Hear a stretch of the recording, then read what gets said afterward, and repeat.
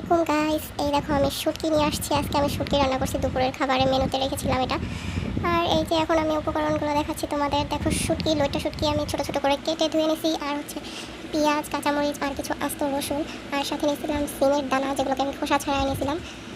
এবার আমি চলে যাচ্ছি রান্নার দিকে, ঠিক আছে গাইস। এবার দেখো আমি কিছু কতগুলো আর কি তেল দিয়ে নিয়েছিলাম, মানে তেলটা ইদানিং আমার বেশি বেশি পড়ে যায়। তারপরে এই যে তেলের মধ্যে পেঁয়াজ আর হচ্ছে শুটকি একসাথে ভেজে নেবো, কাঁচামরিচের সাথে দিয়ে দিছি। তারপরে এগুলোকে ভাজাভাজি করে নিচ্ছি। এগুলো একটু লাল হয়ে গেলে হালকা লাল একটা ব্রাউন ব্রাউন টাইপের একটা কালার আসবে। তো দেখো কি সুন্দর কালার চলে আসছে অলরেডি। তো এবার হয়ে গেছে, এটা আর ভাজতে হবে না। এখন আমি কিছু মশলা অ্যাড করে দেবো। তার আগে সিমের দানা আর হচ্ছে রসুনগুলোকে দিয়ে নিছি। আর এবারে যে আদা রসুনের গুঁড়া, আদা রসুনের গুঁড়া না গাইস, আমি এরকম প্রায় ভুলভাল বলে ফেলি, সেটা বড় কথা নয়। তোমরা আমার ভিডিওটাতে দেখছো, সেটাই হচ্ছে বড় কথা।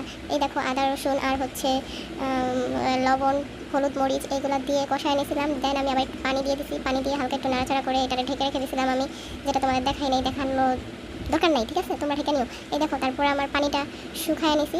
আর এই তো হয়ে গেছে আমার শুটকি। আর কি আমার শুটকি খুব ভালো লাগে। তোমাদের কাদের শুটকি ভালো লাগে আমার একটু জানাইও। আমি তো শুটকি খুবই পছন্দ করি। আর আমার ভিডিওটা ভালো লাগলে অবশ্যই